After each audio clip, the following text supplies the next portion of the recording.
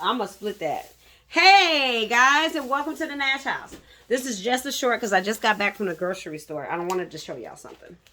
So this is the ground beef. It's gonna be backwards, guys. Not unless I try to flip the camera around, but it's gonna be backwards. But I went to Snooks here in St. Louis, and I wanted y'all to see it's backwards, but I'm gonna read it to you. It's 93% lean and 7% fat.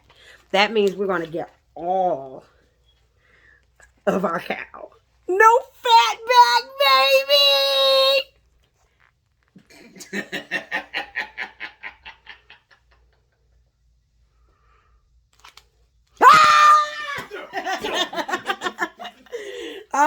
But I just wanted to share that with y'all. When y'all buying ground beef, you try your best to pay attention to the fat percentage, because I don't like.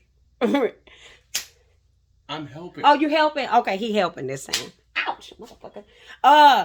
We're gonna edit that. But when you're purchasing your ground beef, you want to make sure that it's the leanest cut, because that actually is the healthier cut of meat.